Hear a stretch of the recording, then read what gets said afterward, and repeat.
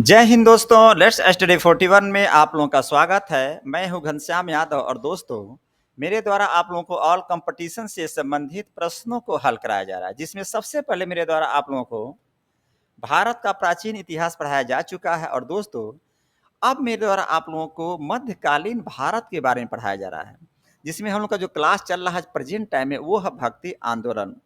कल भी मेरे द्वारा आप लोगों को भक्ति आंदोलन के बारे में पढ़ाया गया था, लेकिन कल जो हमने आप लोगों को भक्ति आंदोलन के बारे में पढ़ाया था, उसमें जो प्रश्न उत्तर बनते हैं, उसको मैंने सॉल्व नहीं किया था। चूँकि कल का चैप्टर बड़ा हो जाने के कारण प्रश्न उत्तर हम लोग के द्वारा सॉल्व नहीं किया गया, तो दोस्तों उस प्रश्न उत्तर को आज के चैप्टर में हम लोग सॉल्व करेंगे। तो दोस्तों आइए देखते हैं कि कौन-कौन से प्रश्न उत्तर बनते हैं। तो दोस्तों भक्ति आंदोलन में सबसे पहले ये प्रश्न बन रहा है कि भक्ति आंदोलन के प्रथम संत कौन थे? उत्तर लिखेंगे रामानुजाचार्य।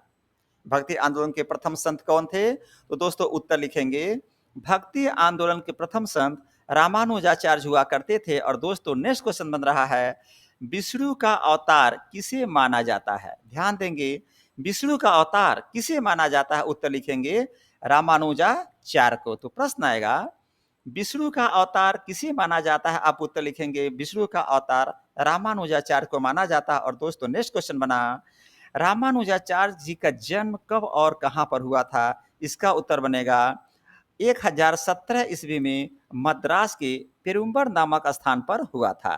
तो प्रश्न आएगा रामानुजाचार्य जी का जन्म कब और कहां पर हुआ था? उत्तर लिखेंगे रामानुजाचार्य जी का जन्म 1017 ईस्वी में मद्रास के पेरुम्बर नामक स्थान पर हुआ था। ध्यान देंगे दोस्तों, ये मद्रास स्टेट का नाम है और पेरुम्बर स्थान का नाम है जहां पर इनका जन्म हुआ था। नेक्स्ट क्वेश्चन बना रामानुजाचार्य जी के गुरु का क्या नाम था? आप उत्तर लिखेंगे यादव प्रकाश। तो प्रश्न आएगा रामानुजाचार्य जी के गुरु का क्या नाम था? आप उत्तर लिखेंगे रामानुजाचार्य जी के गुरु का नाम था यादव प्रकाश। और दोस्तों नेक्स्ट क्वेश्चन बना रामानुजाचार्य जी का क्या सिद्धांत था? उत्तर लिखेंगे सगुण विशिष्टतावाद संप्रदाय, जिसे श्री संप्रदाय भी कहा जाता था। तो प्रश्न आएगा रामानुजाचार्य जी के क्या सिद्धांत थे? उत्तर लिखेंगे रामानुजाचार्य के जो सिद्धांत थे सगुण विशिष्टतावाद और संप्रदाय हुआ करता था। नेक्स्ट क्वेश्चन बना निम्बकाचार्य जी का जन्म कहां पर हुआ था? ध्यान देंगे, अब निम्बकाचार्य जी के बारे में पूछा जा रहा है कि निम्बकाचार्य जी का जन्म कहां पर हुआ था? उत्तर लिखेंगे मद्रास में। प्रश्न आएगा निम्बकाचार्य जी का जन्म कहां पर हुआ था? आप उत्तर लिखेंगे निम्बकाचार्य जी का जन्म मद्रास में हुआ था। नेक्स्ट क्वेश्चन बना निम्बकाचार्य जी ने किस संप्रदाय की स्थापना किया था? उत्तर लिखेंगे सनक संप्रदाय की स्थापना किए थे। प्रश्न आएगा निम्बकाचार्य जी ने किस संप्रदाय की स्थापना किया था? आप उत्तर लिखेंगे निम्बकाचार्य जी ने सनक संप्रदाय की स्थापना किया था। और दोस्तों नेक्स्ट क्वेश्चन बना भक्ति आंदोलन को दक्षिण भारत से उत्तर भारत किसके द्वारा लाया गया था? उत्तर लिखेंगे रामानंद के द्वारा। मैं आपको बताया था कि भक्ति आंदोलन की शुरुआत सबसे पहले दक्षिण भारत में हुई थी, उसके बाद उत्तर भारत में हुई थी। तो दोस्तों ध्यान दीजिएगा, यही प्रश्न पूछा जा रहा है कि भक्ति आंदोलन को दक्षिण भारत से उत्तर भारत में कौन लाया था? आप उत्तर देंगे दक्षिण भारत से उत्तर भारत में, यानी कि भक्ति आंदोलन को दक्षिण भारत से उत्तर भारत में रामानंद जी के द्वारा लाया गया था। और इसके पहले मैं आपको बताया था सूफी आंदोलन के बारे में। सूफी आंदोलन के बारे में पढ़ाया था कि सूफी आंदोलन की शुरुआत सबसे पहले उत्तर भारत में हुआ था और उसके बाद उत्तर भारत से दक्षिण भारत में गया था। लेकिन यहाँ पर भक्ति आंदोलन की शुरुआत सबसे पहले दक्षिण भारत में हुआ था। और दोस्तों दक्षिण भारत से उत्तर भारत में रामानंद जी के द्वारा लाया गया था। नेक्स्ट क्वेश्चन बना रामानंद जी का जन्म कब और कहां पर हुआ था? उत्तर लिखेंगे 1299 ईस्वी में प्रयाग में हुआ था। प्रश्न आएगा रामानंद जी का जन्म कब और कहां हुआ था? उत्तर लिखेंगे रामानंद जी का जन्म 1299 ईस्वी में प्रयाग में हुआ था। और दोस्तों ये प्रयाग उत्तर प्रदेश में पड़ता है। और ये भी ध्यान देंगे ये जमन हो गया है, ध्यान देंगे, इसको जन्म कर लेंगे आप लोग सुधार देंगे। नेक्स्ट क्वेश्चन रामन जी का जन्म किस परिवार में हुआ था? दोस्तों ब्राह्मण परिवार में हुआ था। प्रश्न आएगा रामानंद जी का जन्म किस परिवार में हुआ था? उत्तर लिखेंगे रामानंद जी का जन्म ब्राह्मण परिवार में हुआ था।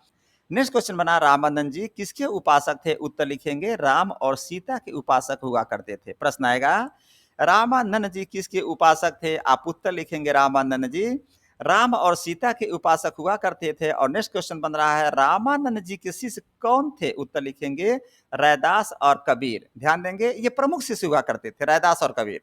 रामानंद जी के शिष्य कौन थे? उत्तर लिखेंगे रैदास और कबीर। और यहाँ पर देखिए दोस्तों, प्रश्न बन रहा है, रामानंद जी के कितने शिष्य थे और किस भाषा में प्रचार प्रसार किया करते थे? लिखेंगे रामानंद जी के 12 शिष्य हुआ करते थे और दोस्तों ये हिंदी भाषा में प्रचार प्रसार किया करते थे। तो मैंने अभी आपको बताया कि रामानंद जी के जो प्रमुख शिष्य थे वो थे रैदास और कबीर, लेकिन रामानंद जी के 12 शिष्य हुआ करते थे और ये लोग हिंदी भाषा में प्रचार प्रसार किया करते थे।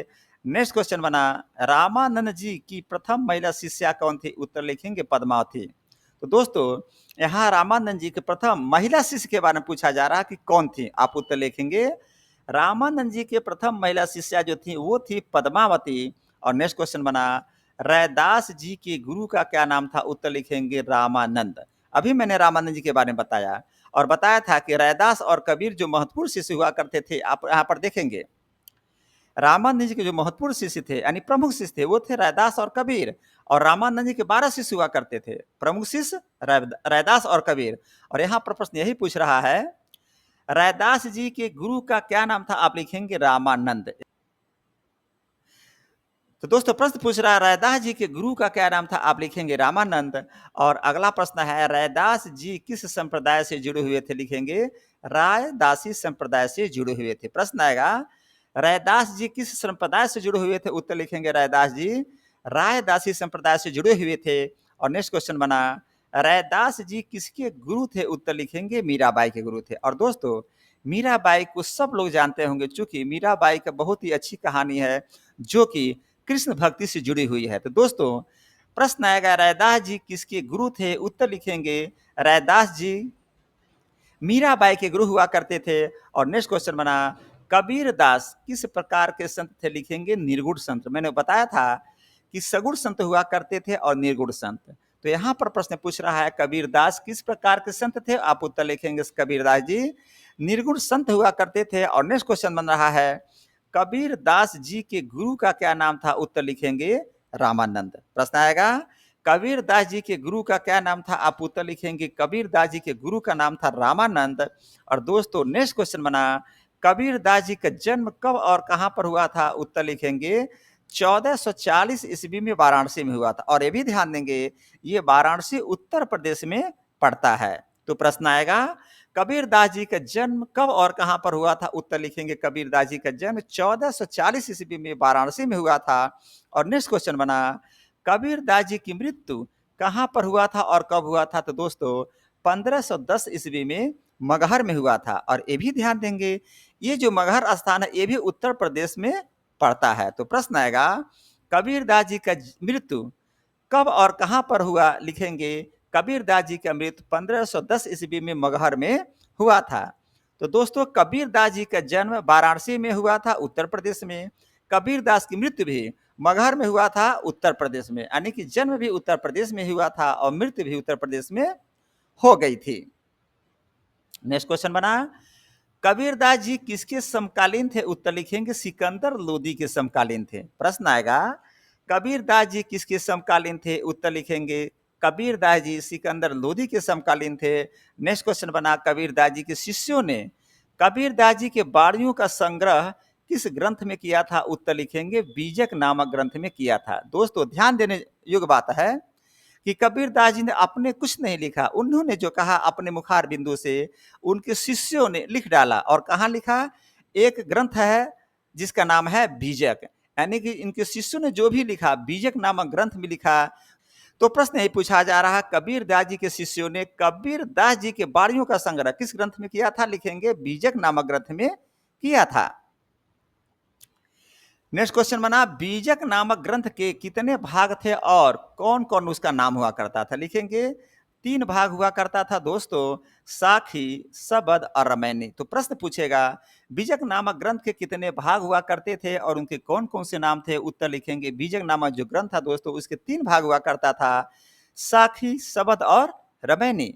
और इनकी भाषा क्या थी? उत्तर लिखेंगे मिश्रित भाषा हुआ करती थी। नेक्स्ट क्वेश्चन बना, दादू दयाल जी का जन्म कहां पर हुआ था? ध्यान देंगे दादू दयाल के बारे में बात की जा रही है। तो दोस्तों इनका जन्म हुआ था अहमदाबाद में, गुजरात में पड़ता है, ध्यान देंगे आप लोग। दादू दयाल जी का जन्म गुजरात में अहमदाबाद नामक स्थान पे हुआ था। तो प्रश्न आएगा, दादू दयाल जी का जन्म कहाँ पर हुआ था? आप उत्तर लिखेंगे, दादू दयाल जी का जन्म गुजरात में अहमदाबाद नामक स्थान पे हुआ था। और नेक्स्ट क्वेश्चन बना, दादू दयाल जी किसके अनुयायी थे? उत्तर लिखेंगे, कबीर के अनुयायी हुआ करते थे। प्रश्न आएगा, दादू दयाल जी किसके अनुयायी हुआ करते थे? आप उत्तर लिखेंगे, दादू दयाल जी कबीर के अनुयायी हुआ करते थे। और दोस्तों नेक्स्ट क्वेश्चन बना, दादू दयाल जी के द्वारा किस संप्रदाय की स्थापना की गई थी? लिखेंगे, ब्रह्मा संप्रदाय की स्थापना की गई थी। प्रश्न आएगा, दादू दयाल जी के द्वारा किस संप्रदाय की स्थापना की गई थी? आप उत्तर लिखेंगे, दादू दयाल जी के द्वारा ब्रह्मा संप्रदाय की स्थापना की गई थी। और नेक्स्ट क्वेश्चन बना, अकबर ने दादू दयाल को कहां पर बुलाया था? ध्यान दीजिएगा, दादू दयाल जी को अकबर ने बुलाया था, तो कहां पे बुलाया था?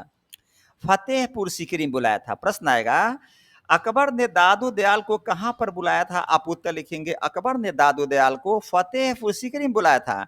और नेक्स्ट क्वेश्चन बना, निपख नामक आंदोलन की शुरुआत किसने किया था? उत्तर होगा दादू दयाल। और दोस्तों ये प्रश्न बहुत ही इंपॉर्टेंट है, आप लोग इसको नहीं भूलेंगे। प्रश्न आएगा, निपख नामक आंदोलन की शुरुआत किसने किया था? आप उत्तर लिखेंगे, निपख नामक आंदोलन की शुरुआत दादू दयाल के द्वारा किया गया था। नेक्स्ट क्वेश्चन बना, दादू दयाल जी के प्रमुख शिष्य कौन थे? लिखेंगे, सुंदर दास। प्रश्न आएगा, दादू दयाल जी के प्रमुख शिष्य कौन थे? आप उत्तर लिखेंगे, दादू दयाल के प्रमुख शिष्य सुंदर दास हुआ करते थे। और दोस्तों इसके बाद आता है सिख धर्म के बारे में। तो दोस्तों सिख धर्म में सबसे पहले प्रश्न बन रहा है, सिख धर्म के संस्थापक कौन थे? उत्तर लिखेंगे, गुरु नानक। प्रश्न आएगा, सिख धर्म के संस्थापक कौन थे? आप उत्तर लिखेंगे, सिख धर्म के संस्थापक गुरु नानक हुआ करते थे। और दोस्तों नेक्स्ट क्वेश्चन बन रहा है, गुरु नानक जी का जन्म कब और कहां पर हुआ था? उत्तर लिखेंगे, गुरु नानक जी का जन्म 1469 ईस्वी में, ध्यान से पढ़ेंगे आप लोग, 1469 ईस्वी में तलवंडी पाकिस्तान में हुआ था। ध्यान देंगे, ये जो तलवंडी स्थान है ये पाकिस्तान में पड़ता अभी प्रेजेंट टाइम में। तो दोस्तों गुरु नानक जी का जन्म 1469 ईस्वी में हो गया था। स्थान है तलवंडी, जो कि पाकिस्तान में पड़ता है। वर्तमान में ननकाना साहब के नाम से जाना जाता है, यानी जो स्थान जो तलवंडी है इसे वर्तमान में ननकाना साहब के नाम से जाना जाता है। अगला प्रश्न बना, गुरु नानक जी की मृत्यु कब और कहां पर हुई थी? उत्तर लिखेंगे, 1538 ईस्वी में करतारपुर में हो गई थी। तो दोस्तों गुरु नानक जी का जन्म 1469 ईस्वी में हो रहा है और गुरु नानक जी का मृत्यु 1538 में हो रहा है। इसके बाद दोस्तों नाम आता है मीराबाई का। दोस्तों पहला प्रश्न बना मीराबाई के बारे में, मीराबाई का जन्म कब और कहां पर हुआ? उत्तर लिखेंगे, 1498 ईस्वी मेड़ता जिला चौकसी गांव में हुआ था। तो ध्यान देंगे, मीराबाई का जन्म कब और कहां हुआ था? आप उत्तर लिखेंगे, मीराबाई का जन्म हुआ था 1498 ईस्वी में। जिला कौन सा था? मेड़ता जिला था। और गांव कौन सा था? चौकरी गांव हुआ करता था। तो मीराबाई का जन्म 1498 ईस्वी में चौकरी गांव, जिला मेड़ता में हुआ था। नेक्स्ट क्वेश्चन बना, मीराबाई की मृत्यु कब हो गई थी? उत्तर लिखेंगे, 1546 ईस्वी में इनकी मृत्यु हो गई थी। तो प्रश्न बनेगा, मीराबाई की मृत्यु कब हो गई थी? उत्तर लिखेंगे, मीराबाई की मृत्यु 1546 ईस्वी में हो गई थी। दोस्तों मीराबाई का जन्म 1498 ईस्वी में हुआ और फिर मीराबाई की मृत्यु 1546 ईस्वी में हो गया था। नेक्स्ट क्वेश्चन बना, मीराबाई के पिता का क्या नाम था? उत्तर होगा रतन सिंह राठौर। तो प्रश्न आएगा, मीराबाई के पिता का क्या नाम था? आप उत्तर लिखेंगे, मीराबाई के पिता का नाम था रतन सिंह राठौर। और नेक्स्ट क्वेश्चन बिना, मीराबाई के पति का क्या नाम था? उत्तर लिखेंगे, भोजराज। मीराबाई के पति का क्या नाम था? प्रश्न बनेगा तो उत्तर लिखेंगे आप लोग, मीराबाई के पति का नाम भोजराज था। और दोस्तों नेक्स्ट क्वेश्चन बना, मीराबाई किसकी उपासक थी? उत्तर लिखेंगे, कृष्ण की उपासक हुआ करती थी। प्रश्न आएगा, मीराबाई किसकी उपासक हुआ करती थी या किसकी उपासक थी? आप उत्तर लिखेंगे, मीराबाई कृष्ण की उपासक थी। और दोस्तों अगला प्रश्न बन रहा है तुलसीदास जी के बारे में। और दोस्तों तुलसीदास जी का जन्म कब और कहां पर हुआ था? आप उत्तर लिखेंगे, 1532 ईस्वी में इनका जन्म हुआ था। और कहां पर हुआ था? राजापुर गांव, बांदा जिला, उत्तर प्रदेश में। ध्यान दीजिएगा, उत्तर प्रदेश में एक जिला आता है बांदा जिला। और दोस्तों बांदा जिला में एक गांव आता है राजापुर, वहां पर तुलसीदास जी का जन्म हुआ था। तो प्रश्न आएगा, तुलसीदास जी का जन्म कब और कहां पर हुआ था? तो उत्तर लिखेंगे तुलसीदास जी का जन्म 1532 ईस्वी में हो गया था। कहां पर हुआ था? उत्तर प्रदेश के बांदा जिला के राजापुर गांव में हुआ था। नेक्स्ट क्वेश्चन बना, तुलसीदास जी किसके समकालीन थे? ध्यान दीजिएगा। तो उत्तर लिखेंगे अकबर और मेवाड़ के शासक राणा प्रताप के समकालीन हुआ करते थे। तो दोस्तों प्रश्न आएगा, तुलसीदास जी किसके समकालीन थे? तो दोस्तों उत्तर होगा तुलसीदास जी अकबर और मेवाड़ के शासक राणा प्रताप के समकालीन हुआ करते थे। नेक्स्ट क्वेश्चन बना, तुलसीदास जी की प्रमुख रचनाएं कौन कौन सी थी? उत्तर लिखेंगे रामचरितमानस, दोहावली, कवितावली, पार्वती विवाह, सीता विवाह, विनय पत्रिका और हनुमान चालीसा हुआ करता था। और दोस्तों ध्यान देंगे रामचरितमानस और हनुमान चालीसा किसी भी हालत में आप लोग नहीं भूलेंगे। तो प्रश्न आएगा तुलसीदास जी की प्रमुख रचनाएं कौन कौन सी है? आप लिखेंगे तुलसीदास की प्रमुख जो रचनाएं हुआ करती थी उसमें रामचरितमानस, दोहावली, कवितावली, पार्वती विवाह, सीता विवाह, विनय पत्रिका और हनुमान चालीसा हुआ करता था। नेक्स्ट क्वेश्चन बना, सूरदास जी का जन्म कब और कहां पर हुआ था? लिखेंगे सूरदास जी का जन्म 1478 ईस्वी में उत्तर प्रदेश में हुआ था। दोस्तों अब सूरदास जी के बारे में हम लोग पढ़ रहे हैं कि सूरदास जी का जन्म कब और कहां पर हुआ था? उत्तर लिखेंगे सूरदास जी का जन्म 1478 ईस्वी उत्तर प्रदेश में हुआ था। नेक्स्ट क्वेश्चन बना, सूरदास जी किसके शिष्य थे? उत्तर लिखेंगे सूरदास जी वल्लभाचार्य जी के शिष्य हुआ करते थे। प्रश्न आएगा सूरदास जी किसके शिष्य हुआ करते थे? आप उत्तर लिखेंगे सूरदास जी वल्लभाचार्य के शिष्य हुआ करते थे। नेक्स्ट क्वेश्चन बना, पुष्टि मार्ग का जहाज किसे कहा जाता है? बहुत ही महत्वपूर्ण क्वेश्चन है। उत्तर होगा सूरदास। तो दोस्तों प्रश्न आएगा पुष्टि मार्ग का जहाज किसे कहा जाता है? आप उत्तर लिखेंगे पुष्टि मार्ग का जहाज सूरदास को कहा जाता है। नेक्स्ट क्वेश्चन बना, सूरदास जी की प्रमुख रचनाएं कौन कौन सी थी?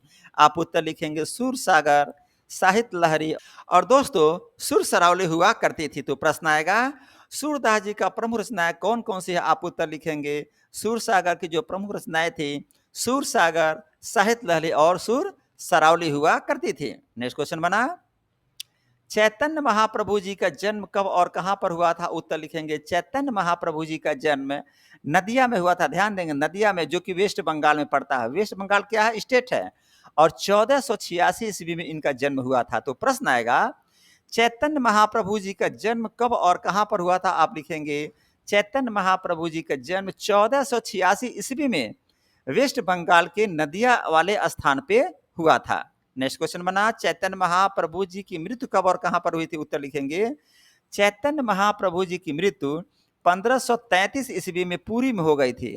तो दोस्तों ध्यान देंगे चैतन्य महाप्रभु जी का जन्म 1486 ईस्वी में हुआ था और मृत्यु 1533 ईस्वी में हुआ था। और चैतन्य महाप्रभु जी का जन्म नदिया स्थान पर हुआ था, नदिया नामक स्थान पर हुआ था और मृत्यु पुरी नामक स्थान पर हो गई थी। नेक्स्ट क्वेश्चन बना, चैतन्य महाप्रभु किसके भक्त थे? उत्तर लिखेंगे कृष्ण भक्त हुआ करते थे। तो प्रश्न आएगा चैतन्य महाप्रभु किसके भक्त हुआ करते थे? आप उत्तर लिखेंगे चैतन्य महाप्रभु कृष्ण भक्त हुआ करते थे। और नेक्स्ट क्वेश्चन बना, मूर्ति पूजा और अवतारवाद को महत्व किसने दिया था? उत्तर लिखेंगे चैतन्य महाप्रभु ने। तो ध्यान देंगे दोस्तों ये जो मूर्ति पूजा है और अवतारवाद, जिसे हम कहते हैं कि मरता है व्यक्ति तो जन्म लेता है, अवतार लेता है, तो इसको किसने महत्व दिया था? आप उत्तर लिखेंगे चैतन्य महाप्रभु ने। तो प्रश्न आएगा मूर्ति पूजा और अवतारवाद को महत्व किसने दिया था? आप उत्तर लिखेंगे मूर्ति पूजा और अवतारवाद को महत्व चैतन्य महाप्रभु ने दिया था। और दोस्तों नेक्स्ट क्वेश्चन बना, गोसाई संघ की स्थापना और संकीर्तन के जन्मदाता कौन थे? आप उत्तर लिखेंगे चैतन्य महाप्रभु।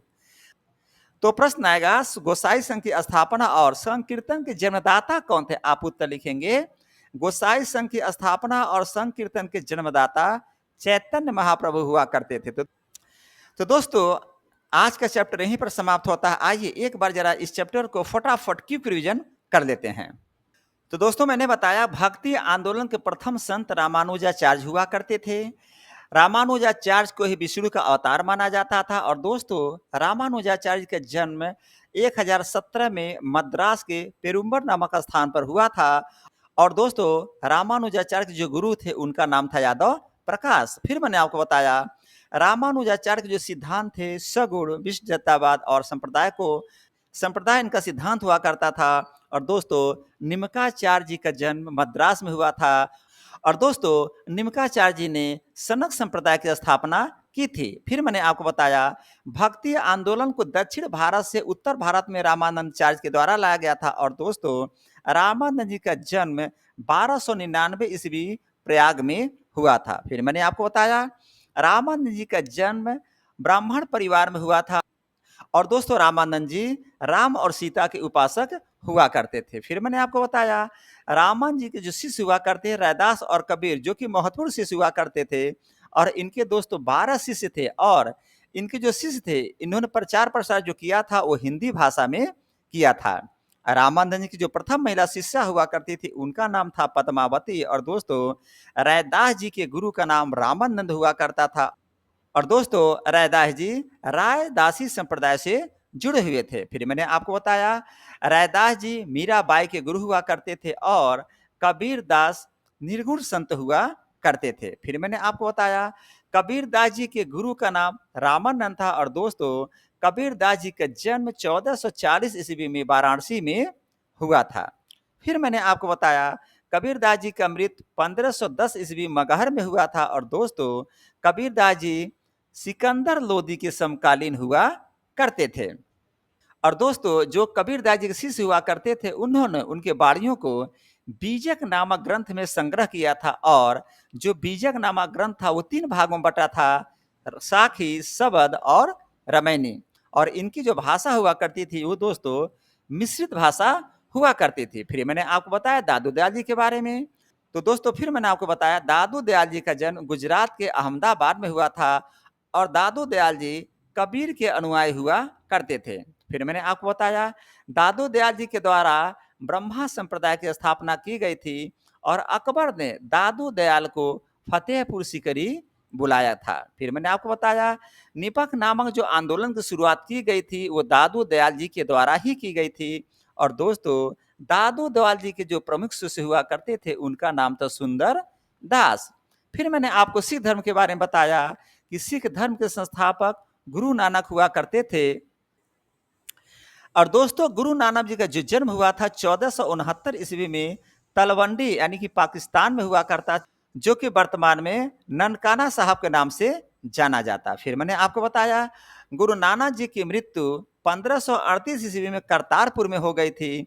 और मीराबाई का जन्म 1498 ईस्वी मेरता जिला चौकरी गांव में हुआ था। आगे मैंने आपको बताया मीराबाई की मृत्यु 1546 ईस्वी में हो गई थी। और दोस्तों मीराबाई के पिता का नाम था रतन सिंह राठौर और मीराबाई के पति का नाम था भोजराज। आगे मैंने आपको बताया मीराबाई कृष्ण की उपासक हुआ करती थी। और फिर तुलसीदास जी के बारे में मैंने आपको बताया था तुलसीदास जी का जन्म 1532 ईस्वी में राजापुर गांव वांदा जिला उत्तर प्रदेश में हुआ था। आगे मैंने आपको बताया तुलसीदास जी किसके समकालीन थे, तो मैं आपको बताया था अकबर और मेवाड़ के शाखा राणा प्रताप के समकालीन तुलसीदास हुआ करते थे। और फिर मैंने आपको बताया था तुलसीदास जी की जो प्रमुख रचनाएं थी उसमें थी रामचरितमानस, दोहावली, कवितावली, पार्वती विवाह, सीता विवाह, विनय पत्रिका और हनुमान चालीसा हुआ करता था। आगे मैंने आपको बताया सूरदास जी का जन्म 1478 ईस्वी उत्तर प्रदेश में हुआ था। और दोस्तों सूरदास वल्लभाचार्य के शिष्य हुआ करते थे। फिर मैंने आपको बताया कि पुष्टि मार्ग का जहाज सूरदास को ही कहा जाता था। और दोस्तों सूरदास की प्रमुख रचनाओं में सूरसागर, साहित्य लहरी, सुर सरावली आता है। और फिर मैंने आपको बताया चैतन्य महाप्रभु जी का जन्म 1486 ईस्वी में वेस्ट बंगाल के नदिया स्थान पे हुआ था। फिर मैंने आपको बताया चैतन्य महाप्रभु जी की मृत्यु पुरी में 1533 ईस्वी में हो गई थी। और चैतन्य महाप्रभु कृष्ण भक्त हुआ करते थे। फिर आगे मैंने आपको बताया मूर्ति पूजा और अवतारवाद का जो महत्व दिया था उसने दिया था चैतन्य महाप्रभु ने दिया था। यानी किसने दिया था? चैतन्य महाप्रभु ने दिया था। और दोस्तों गोसाई संघ की स्थापना एवं संकीर्तन के जो जन्मदाता थे वो चैतन्य महाप्रभु हुआ करते थे। तो इस प्रकार दोस्तों हम लोगों ने अभी आज के चैप्टर को पुनः रिवीजन किया। और आज के चैप्टर के बाद जो कल का हम लोग का चैप्टर होगा वो होगा मुगल साम्राज्य। दोस्तों कल से हम लोग मुगल साम्राज्य के बारे में पढ़ना प्रारंभ करेंगे। और दोस्तों आज का चैप्टर यहीं पर समाप्त होता है। जय हिंद, जय भारत।